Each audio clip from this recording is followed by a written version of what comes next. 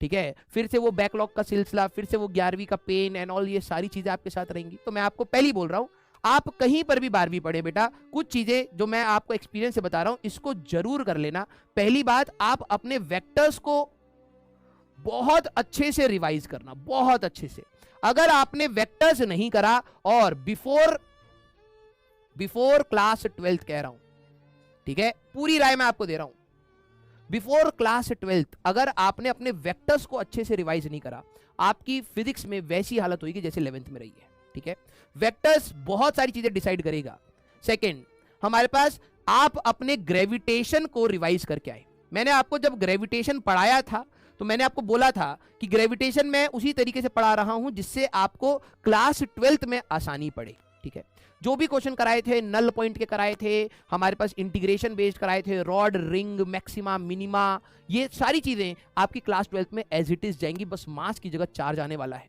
ठीक है, तो आप अपने ग्रेविटेशन को बहुत अच्छे से रिवाइज करें, वेक्टर्स को बहुत अच्छे से रिवाइज करें, और 11th के और कौन सी चीज, अगर आपके पास टाइम है तो आप अपने फ्री बॉडी डायग्राम्स, मैं कुछ चीजें लिख रहा हूं, कोई बच्चे कहते हैं सर क्या पढ़ के आना चाहिए, हमारी 11th कंप्लीटली खत्म है।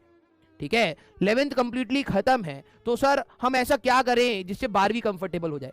मैं कहता हूं कि हो सकता है केमिस्ट्री में जैसे सॉलिड स्टेट हुआ, सॉल्यूशन स्टार्ट हुआ, तो 11th के कुछ चीजों की रिक्वायरमेंट होती है।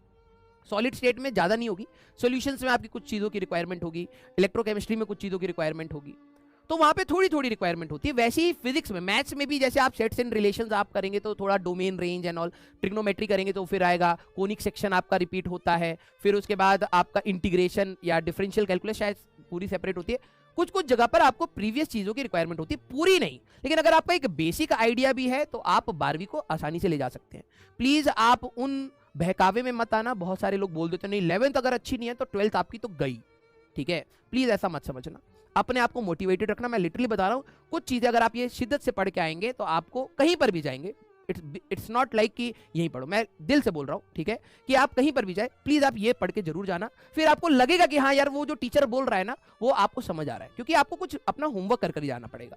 तो वेक्टर्स आपको रिवाइज करना है अच्छे से, dot product, cross product, addition, subtraction, gravitation अच्छे से रिवाइज करना है। भले ही आप इसमें अपना केपलर्स लॉ छोड़ भी दें, क्योंकि केपलर्स का ज्यादा हमें जरूरत नहीं पड़ेगा, केपलर्स आप छोड़ भी दें, लेकिन सैटेलाइट मोशन तक आप अपना प्रॉपर अच्छे से रिवाइज करें। ठीक है, फ्री बॉडी डायग्राम, क्योंकि हम लोगों को कई जगह पे फ्री बॉडी डायग्राम्स की जरूरत पड़ेगी, तो लॉज ऑफ मोशन से आप फ्री बॉडी डायग्राम का, एंड रिजॉल्विंग, ये बहुत इंपॉर्टेंट है, रिजॉल्विंग ऑफ फोर्सेस, कि आप फोर्स को सर्कुलर मोशन में कैसे रिजॉल्व करते थे और लॉज ऑफ मोशन में कैसे रिजॉल्व करते थे, वो आपकी जरूरत पड़ेगी।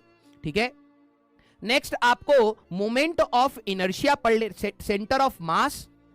ठीक है, बस बेसिक्स आपको पता होने चाहिए, एंड मोमेंट ऑफ इनर्शिया अच्छे से पढ़ लेना, कई कई जगह पर आता है, ऐसा नहीं कि पूरा ही रोटेशन आएगा, मोमेंट ऑफ इनर्शिया, ठीक है, आपको पढ़ लेना चाहिए। ठीक है, थर्ड अगर मैं बात करूं तो सिंपल हार्मोनिक मोशन में हमारे पास टाइम पीरियड के कुछ क्वेश्चंस रहेंगे, तो टाइम पीरियड कैलकुलेशन का आपको देख लेना चाहिए। वेव्स आपका यूज नहीं होगा, ठीक है, लेकिन फिर भी हमारे पास ट्रेवलिंग वेव को आप अच्छे से पढ़ लें, तो आपका ट्रेवलिंग वेव अगर आपने अच्छे से पढ़ लिया, ठीक है, तो आपका ईएम वेव सुधर जाएगा, एसएचएम बीच बीच में आएगा, centre of mass and rotation बीच बीच में आएगा, फ्री बॉडी डायग्राम, ये दैट्स इट। बस आप इतना रिवाइज करके जरूर जाइए। क्लियर, रिवाइज करके आप जरूर जाइए।